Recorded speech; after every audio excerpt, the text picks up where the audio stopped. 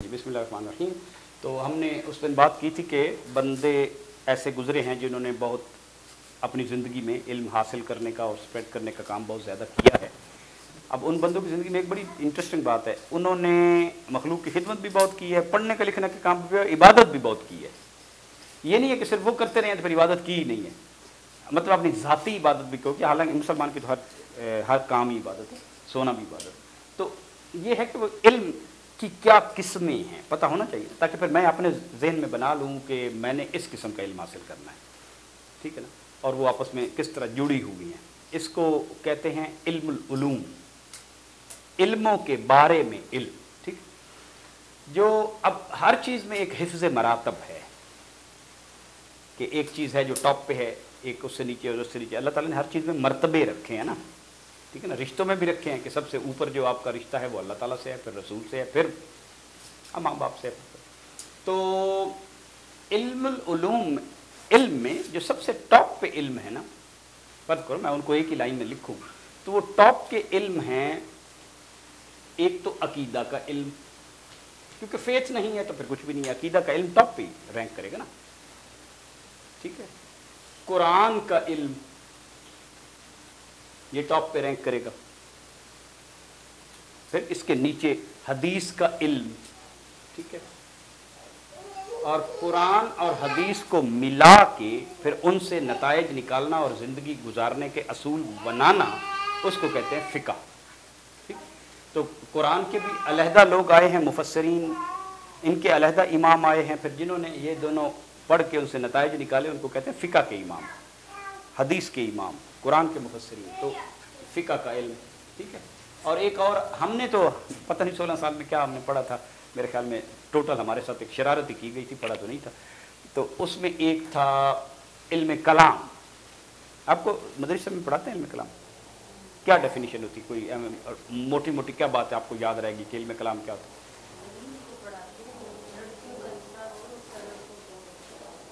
आपको नहीं पढ़ाते? अच्छा चले, ओके। तो एक इल्म है कि मैं अकीदा पहले ले लूं, ठीक है, और फिर उस अकीदे को समझने के लिए अपना अकल इस्तेमाल करूं। समझ आ गई ना? आजकल हर बंदा पूछता है ना कि वो मगरिब की 3 नमाजें क्यों हैं, पहले नहीं पूछते थे, ठीक। या ज़कात 2.5% क्यों रखी है, 2.5% का मतलब है 40 में से 1 रुपया, ठीक है ना। तो इसकी तौजीहात सारी पिछले दौर में हज़रत शाह वलीउल्लाह की किताबों में बहुत ज़्यादा है। तो इल्मुल कलाम ये भी टॉप के इल्म में आता है, ठीक। क्योंकि एक होता है कि मैं अपनी अकल से जो समझ आए वो अकीदा ले लूं, जो नहीं समझ आए वो छोड़ दूं, इसको कहते हैं फ़लसफ़ा, ठीक है। तो निरा फ़लसफ़ा जो है वो अल्लाह ताला से दूर करता है और इल्हाद की तरफ ले जाता है और बेईमानी की तरफ ले जाता है। इल्मुल कलाम वो नहीं है। इल्मुल कलाम फ़लसफ़े का ही वो नेमुल बदल है, लेकिन ये कि मैं अपने अकीदे को अकल से समझने की कोशिश नहीं करता, अकीदा मैं पहले ले लेता हूं और उसकी चीज़ों को अकल पे परखता ज़रूर हूं, ठीक है ना, उनकी अकल से तौजीह भी करता हूं। इल्मुल कलाम की समझ आई आपको बात? अच्छा, तो इल्मुल कलाम में बहुत बड़े बड़े लोग आए हैं, जिनमें सबसे बड़े लोग अगर आप कोई करें तो वो अबुल हसन अली अशरी आए हैं, तो इसी तरह इमाम एक थे मातुरीदी, वो इल्मुल कलाम में बड़े नाम थे। तो ये बात हो गई, हमारे इल्म एक हैं। अब देखिए कुरान को समझने के लिए फिर जैसा हम कहते थे कि मुझे अगर ज्योग्राफी हिस्ट्री का इल्म नहीं है तो मुझे कुरान क्या समझ आएगा, बनी इसराइल की हिस्ट्री नहीं है।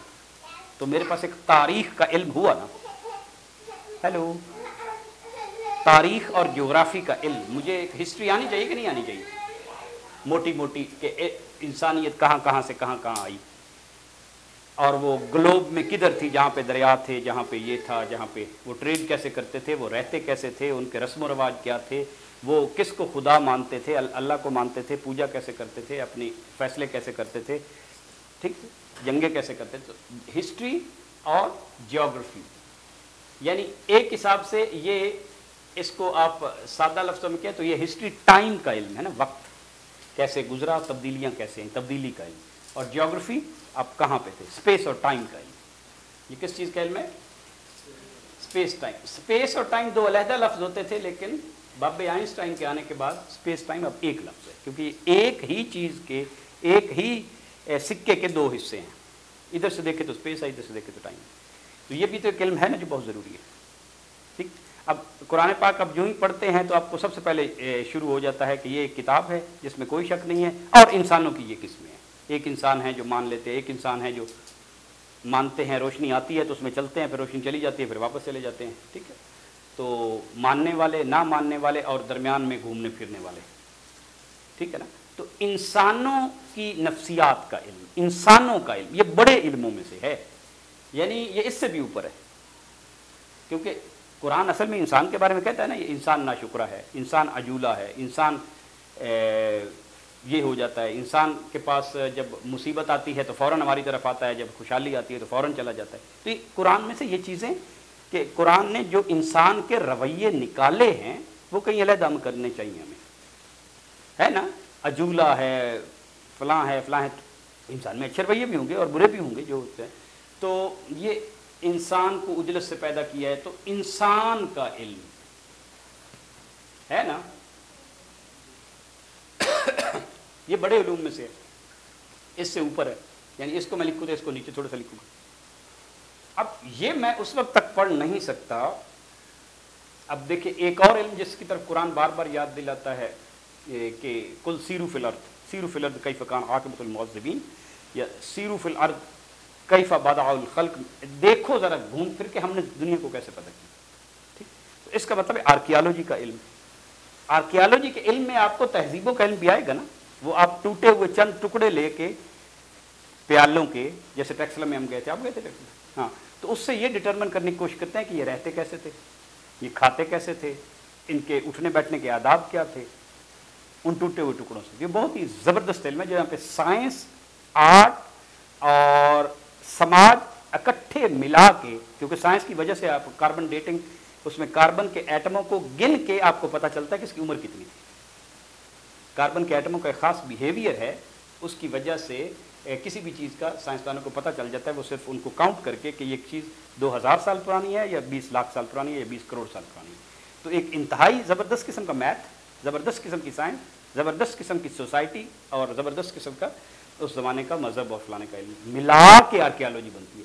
तो इसका मतलब है कि आर्कियोलॉजी का इल्म एक इल्म है। फिर कई दफ़ा आया ना, यतफ़क्करून फ़ी ख़ल्क़ि समावाति वल अर्द, ज़मीन के मज़ाहिर फ़ितरत का इल्म। आर्कियोलॉजी का इल्म असल में तो फिर इंसानी मुआशरे का इल्म ही हो गया, लेकिन उसके साथ हर चीज़ जुड़ी हुई है।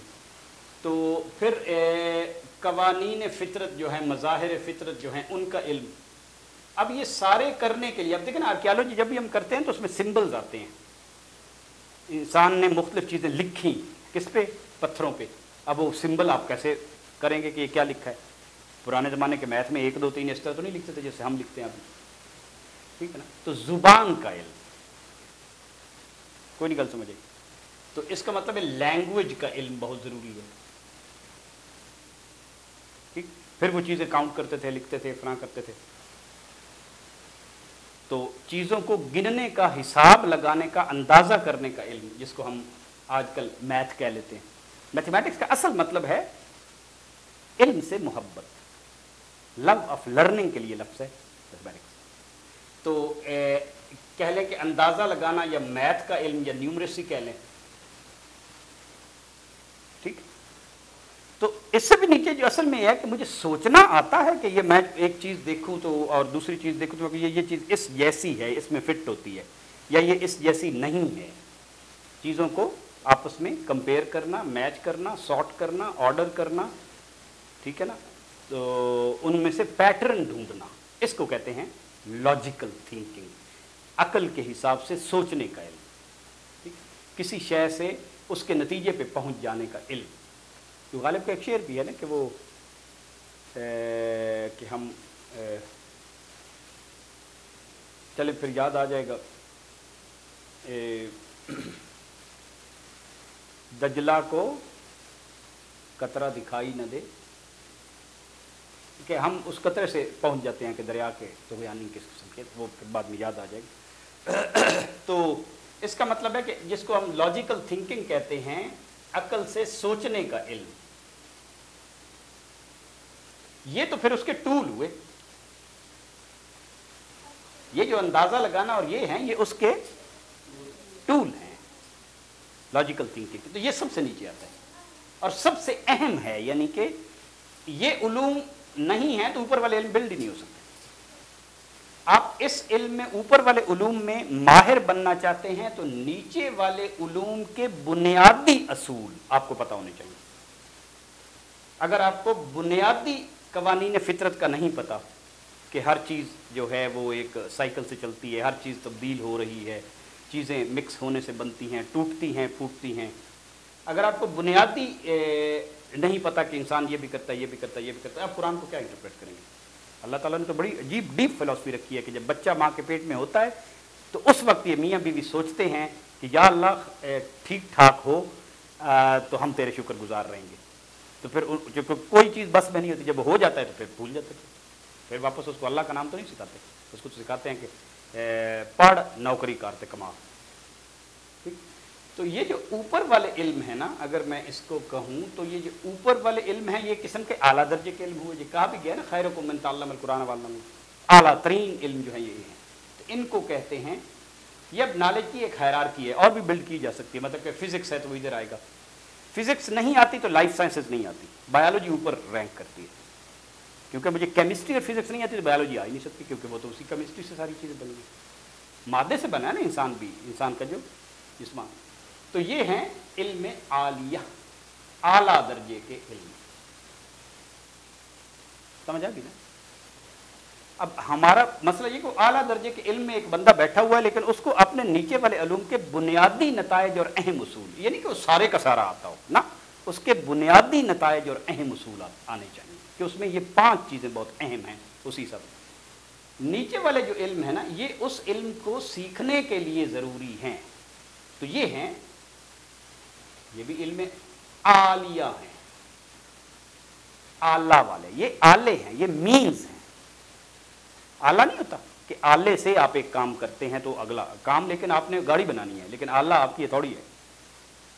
तो सबसे जो बड़े अब आले आपके पास हैं वो ये है, लैंग्वेज और मैथ्स। तो अगर हम लैंग्वेज और मैथ्स में अच्छे नहीं हैं ना, तो फिर हम जिंदगी के किसी शोबे में भी अच्छे नहीं हैं।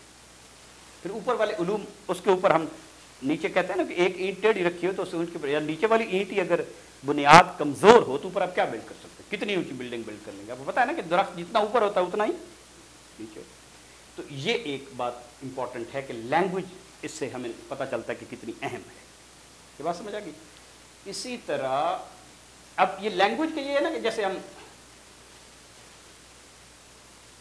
लैंग्वेज का इदराक हो तो फिर हर चीज़ हमारे चीज़ें, कॉन्सेप्ट और वो इवन नाम रखने में भी इल्म है। उसी तरह मसल सबसे आला तरीन नाम हिफ्ज़ मरातब हर जगह पे है ना, वो हैं जो अल्लाह ताला की अबदियत को शो करते हैं। अब्द वाले नाम ये आला तरीन नाम है, चाहे आप अब्दुल कादिर कहें, अब्दुल्लाह कहें, अब्दुल रहमान कहें, लेकिन अगर हम जहालत से अब्दुल रहमान का रहमान ना बना दें और अब्दुल्ला का दुल्ला ना बना दें तो ठीक है ना, ये आला तरीन नाम है। जो पुराने ज़माने में अच्छी फैमिली होती थी, या उसी तरह खातून के लिए अमत लिखा जाता था। पिछले दिनों हमारे अफसर थी, उनका नाम था इसी तरह अमतुल फलां रहमान जैसे। तो ये आला तरीन नाम हो गए। और उसके बाद अंबिया के जो नाम है ये फिर आला तरीन नाम हो गए ना। अब ये लैंग्वेज में लफ्ज़ों के भी हायरार्की है। आप इब्राहिम नाम रखते हैं, इस्माइल रखते हैं, फलां रखते हैं, ठीक है। मोहम्मद भी नाम रख सकते हैं। मोहम्मद नाम रखने में, जैसे मोहम्मद का नाम असल में क्या है, हाँ, इसमें फिर एहतियात बहुत करनी पड़ती है, क्योंकि उसको किसी ने भी ये कह दिया यार मोहम्मद तो बड़ा वो है, और अगर लफ्ज़ गलत लगा दिया तो ये फिर इतनी शदीद बात है कि इसकी शिद्दत की वजह से हज़रत उमर ने ये नाम रखने से मना कर दिया, क्योंकि लोग एहतियात नहीं करते, ठीक है ना। फिर आप, क्योंकि फिर उसकी रिलेशनशिप निस्बत है ना बहुत बड़ी, ठीक है। मतलब मैं कह दूं, फर्ज करें किसी ने इसी तरह कह दिया यार मोहम्मद तो बहुत ही बेवकूफ़, अब मैं कह इसको रहा हूं, ठीक है ना, लेकिन एक सुनने वाला, आप सोचें खिड़की से बाहर आवाज़ जाएगी, تو یہ انتہائی نازک ہے یہ نام رکھنا جو آپ نے رکھا ہوا ہے، اس کے پھر آداب بجا لانا اور سب کو کرنا یہ سوکھا کام نہیں ہے. اسی لیے حضرت عمر نے، آپ کو میں صاف بتا رہا ہوں، کہ خط لکھ کے منع کر دیا تھا. مدینے والوں کو بھی کہتے کوئی بندہ یہ نام نہیں. تو لوگوں نے کہا کہ یا رسول اللہ، حضور صلی اللہ علیہ وسلم نے خود الاؤ کیا، انہوں نے الاؤ کیا ہے، لیکن اب میں کے حالات دیکھتا ہوں. ٹھیک ہے، تو ہمارے حالات جس طرح کے ہیں، حالات کے حساب سے ہوتا ہے نا. جیسے یہ ہمارا پردہ ہے، تو پردہ شروع میں اس طرح نہیں تھا، صرف خواتین ایک لمبا سا وہ کر کے آتی تھی. پھر فقہا نے لوگوں کے حالات دیکھتے ہوئے اس میں سختیاں شروع کی، اور اب واقعی ایسی سختی کی ضرورت ہے. تو انبیاء کے نام، اس کے بعد پھر آپ، ہاں فرشتوں کے نام پہ علماء کا اختلاف ہے. وہ کہتے ہیں کہ انسانوں کے نام تھوڑے ہیں کہ وہ رکھنے ضروری، فرشتوں کے جبرائیل اور میکائیل لوگ رکھ لیتے ہیں، اسرافیل رکھ لیتے ہیں، الاؤڈ ہے. لیکن حضرت عمر نے ان کو اچھا نہیں سمجھا. انہوں نے کہا کہ ہر بندوں کے، انسانوں کے نام تھوڑے ہیں کہ آپ کو وہ رکھنے کی ضرورت ہے، لفظ تھوڑ گئے نہیں. تو یہ بات ہے. اس کے آگے پھر بعد میں دوسرے نام کوئی بھی اچھے نام آ سکتے ہیں، جیسے ٹھیک ہے نا، حضور صلی اللہ علیہ وسلم کے جو نام آئے ہیں اس کا. اور بعض لوگوں نے کافی کام کیا. ویسے دارالحسان والے جو ہیں، کیا نام ہے صوفی صاحب کا، برکت علی، اس نے حضور صلی اللہ علیہ وسلم کے کچھ 1400 اس طرح صفاتی نام ڈسٹل کیے ہیں لٹریچر سے. بڑے بڑے خوبصورت نام ہیں، تو وہ آنے چاہیے. عربی کا تھوڑا سا بھی، جیسے ہم قرآنک لینگویج کر رہے ہیں، تو اس میں بڑے خوبصورت الفاظ آتے ہیں. تو اسی لیے میرے خیال میں جتنا زیادہ وہ عربی کا نالج. ہاں اب اس نالج میں ایک بات میں اور کر دوں، تو یہ نالج میں اب چونکہ یہ اوپر والے علوم کا ہمیں کچھ نہ کچھ حصہ زندگی گزارنے کے لیے کرنا ہے. اب میں اس علم میں بھی ایکسپرٹ ہو سکتا ہوں، لیکن مجھے اپنی زندگی گزارنے جو قرآن علم حدیث آنا چاہیے. ٹھیک ہے، تو ان اسکالرز کا کام ہے کہ عام بندے کا وہ اتنا چیز نکال کے اس کا کورس بنا دیں کہ اس کے بغیر تو آپ کی آخرت بھی ٹھیک نہیں ہوگی. اور ان ایکسپرٹس نے بھی پھر کام یہ ہے کہ ان علوم کو جتنی ان کو سوشیالوجی ہیرارکی چاہیے وہ مدرسے کو بھی دینی پڑے گی. تو کام تو انہیں مل جل کے کرنا پڑے، لیکن ہر چیز کے اپنے ایکسپرٹ ہو جائیں گے. اور بعض لوگ 2 3 4 چیزوں کے ایکسپرٹ ہوں گے، جن کو ہم کہتے تھے پولی میتھ. اب وہ چونکہ ہم ایک ہی چیز کے ایکسپرٹ بن جاتے ہیں، تو اب دیکھتے ہیں اسپتالوں میں کتنے ہم ذلیل ہوتے ہیں. ایک بندہ جاتا ہے کہ جی میری آنکھ کھچ پیڑ ہے، نہیں جی میتھ نہیں ویکتا اندر کھل جا. وہ کہتا جی میرے نال تھوڑی جی دوسرا نک کچ بھی ہے، اور نک کلے کھل جا. 5 ڈاکٹر بچ جا رہے ہوتے ہیں، سارے اپنی وکری وکری دوائیاں دے رہے ہوتے ہیں، اور سارے ٹکے ٹولے مار رہے ہوتے ہیں. تو نالج کنیکٹڈ نہیں ہے، اس لیے وزڈم نہیں ہے، کیونکہ ان کو اپنے باقی سائڈ والے بنیادی علم جو اس کے ساتھ جڑے ہوئے ہیں وہ آتے نہیں. تو ہم وہ چھوٹے چھوٹے ایک ایک تار پہ کام کرتے ہیں اور اوور آل کیبل پہ کام نہیں کرتے. تو جیسے پہلے علم، اب اس کا مطلب ہے عربی کا نالج ہمارے لیے بہت ضروری ہے، طے ہو گیا نا. اس کے بغیر ہم اس کو ٹیسٹ بھی نہیں کر سکتے. ان علوم کو عربی کے بغیر ہم ٹیسٹ بھی نہیں کر سکتے. اب اسلام جو کہ پہلے عربی میں آیا ہے، اس کے بعد اسلام سارا سینٹرل ایشیا میں آ گیا تھا. تو پھر اسلام کے لیے جو سب سے بڑی لینگویج بنی پروپیگیٹ کرنے کی، وہ پرشین بنی. اسی لیے اقبال فارسی میں ہے، کیونکہ اردو اس قابل نہیں تھی، اب اردو بڑھتی جا رہی ہے. اس کے بعد جو سب سے بڑی لینگویج جو اسلام کو پروپیگیٹ کرنے والی بنی، وہ فرینچ تھی. تو جتنا بھی یورپ میں اسلام آیا، اسپین فلانا کے، وہ سارا پھر کس سے آیا؟ فرینچ سے.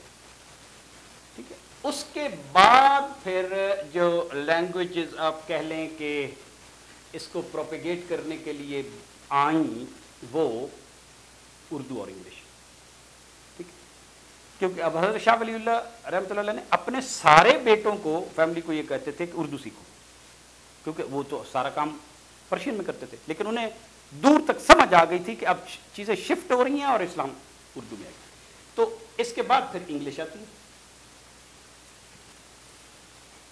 انگلش کی body of language, body of knowledge اس وقت اردو سے زیادہ ہے اوپر والے علم میں. ٹھیک ہے. اس کے بعد پھر اردو ہے جو اب کیچ اپ کر رہی. تو اردو میں صرف بچا کچا کوئی 10% نالج ہے، باقی سارا یہ نالج بگ ٹائمر ٹرانسلیٹ ہی نہیں ہوا.